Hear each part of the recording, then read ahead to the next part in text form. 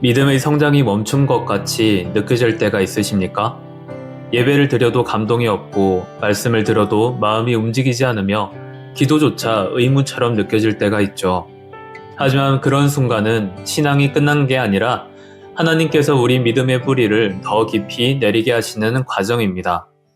보이지 않는 땅 속에서 씨앗이 자라듯 우리의 영혼도 조용한 정체의 시간을 통과하며 더욱 단단해집니다.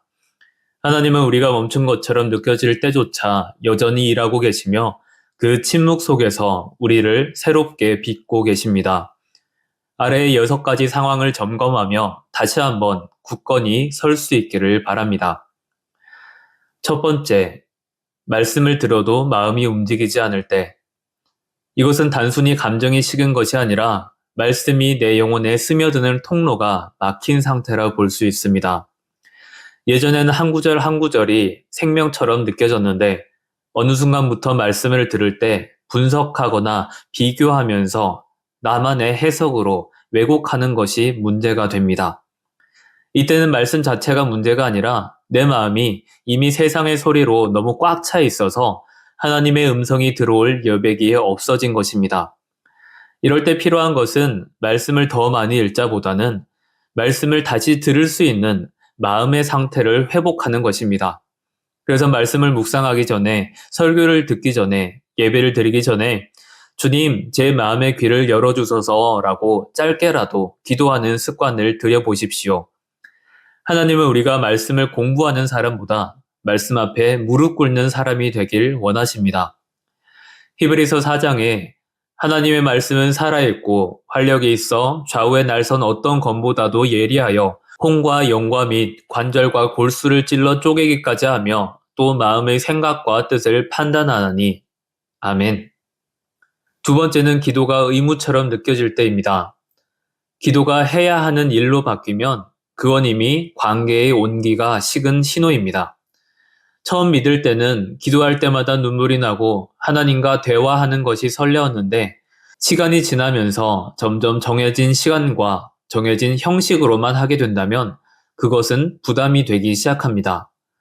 이건 하나님께 멀어진 것이 아니라 이것이 익숙함에 갇혀버린 것입니다. 이럴 때는 오히려 기도의 방향을 잠시 바꾸는 것입니다. 우리가 그동안 배워왔던 기도가 아니라 마치 대화하듯이 하나님께 솔직한 말로 나아가는 것입니다. 하나님, 요즘 기도가 잘 안 됩니다. 제 마음이 요즘 어렵습니다. 이유 없이 화가 납니다. 마음이 불안합니다. 라는 이런 솔직한 기도가 진짜 기도라 하겠습니다. 하나님은 형식보다 우리의 진심을 원하시기 때문에 이 한마디가 그 어떤 화려한 기도보다 더 귀하다 하겠습니다. 마태복음 6장에서 너는 기도할 때에 내 골방에 들어가 문을 닫고 은밀한 중에 계신 내 아버지께 기도하라. 은밀한 중에 보시는 내 아버지께서 갚으시리라. 아멘. 세 번째는 예배 중에도 마음이 멀게 느껴질 때입니다. 예배는 본질적으로 마음이 들여지는 자리입니다. 그런데 시간이 지나면서 예배를 마치 프로그램처럼 느낄 때가 있습니다. 찬양도 익숙하고 설교도 예측 가능한 패턴으로 들리면서 자연스럽게 감동도 줄어듭니다. 하지만 이것이 꼭 나쁘다는 것이 아니라 하나님이 예배의 중심을 다시 새롭게 세우시려는 과정일 수 있습니다. 그럴 땐 예배의 형식을 바꾸기보다 예배의 대상을 다시 의식하는 연습이 필요합니다. 내가 지금 사람 앞에 서 있나? 아니면 하나님께 예배드리기에 와 있나? 이 질문 하나만 붙잡아도 예배를 드리는 그 공기가 달라집니다. 예배의 감격은 주변이 주는 것이 아니라 하나님이 지금 여기에 계시다라는 사실을 믿는 데서 오는 것입니다.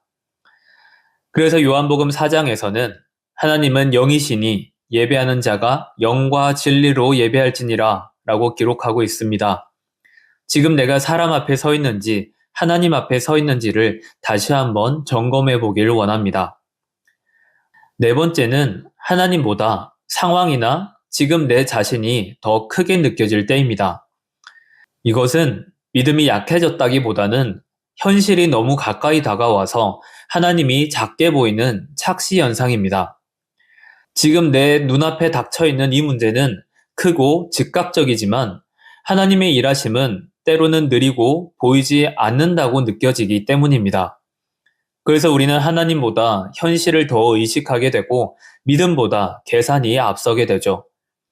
이때는 내가 하나님을 믿지 않는다고 자책할 것이 아니라 하나님, 내가 지금 두려움 때문에 시야가 좁아졌습니다. 하나님의 관점으로 다시 보게 해 주시옵소서라고 기도해야만 합니다. 믿음은 상황을 부정하는 것이 아니라 이러한 상황 속에서도 하나님은 여전히 이 일을 이끄시는 주권자라는 것을 인정하는 태도입니다. 이것이 회복될 때 현실의 무게보다 하나님의 존재감이 더 커지기 시작합니다.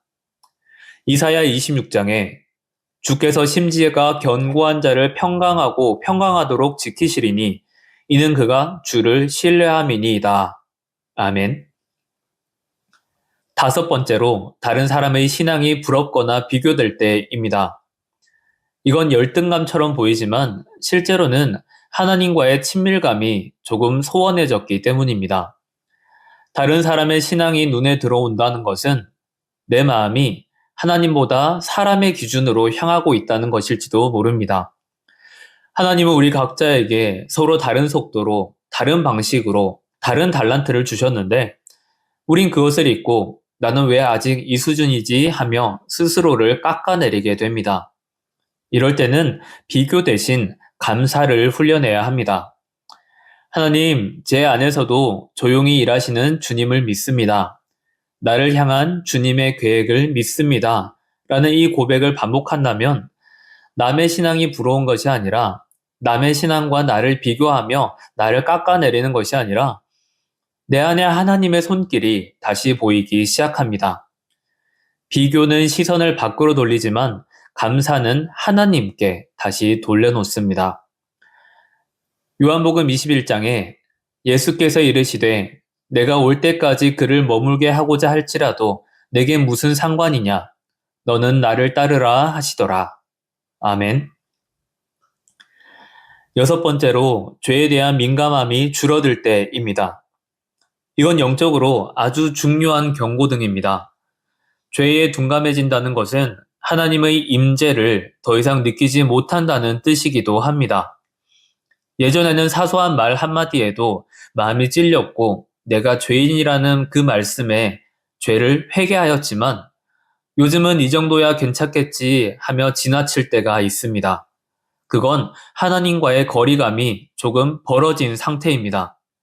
이때는 도덕적인 반성보다 영적인 감각을 회복해야만 합니다. 하나님 내 안의 양심이 다시 주님의 성령에 민감하게 반응하게 해달라고 기도해야만 합니다.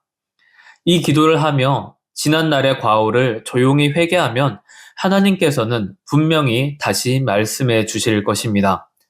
성령님께서 우리의 마음 가운데에 다시 음성을 들려주실 것입니다. 그렇기에 죄에 대한 민감함이 줄어들었다면 이 말씀을 꼭 기억하십시오. 시편 51편에 하나님이여 내 속에 정한 마음을 창조하시고 내 안에 정직한 영을 새롭게 하소서. 아멘. 사랑하는 성도 여러분, 가끔은 믿음이 멈춘 것 같고 하나님이 멀리 계신 것처럼 느껴질 때가 분명히 있습니다. 하지만 그건 하나님이 나를 버리신 것이 아니라 나를 다시 세우고 계신 시간입니다. 씨앗이 자랄 때 겉으로 아무 일도 일어나진 않지만 보이지 않는 땅 속에서는 뿌리가 깊어지고 있듯이 우리의 신앙도 침묵과 정체의 시간을 통해 더 깊어지게 되는 것입니다.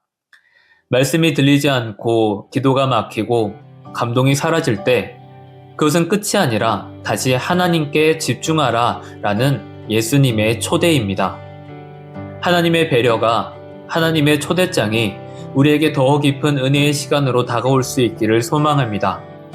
성령님께서 우리의 마음 가운데에 뜨거움으로 다시 찾아오셔서 우리가 예수님을 찬양하며 우리를 자녀 삼아주신 하나님께 더욱 큰 영광을 올려드릴 수 있기를 주님의 이름으로 기원드립니다.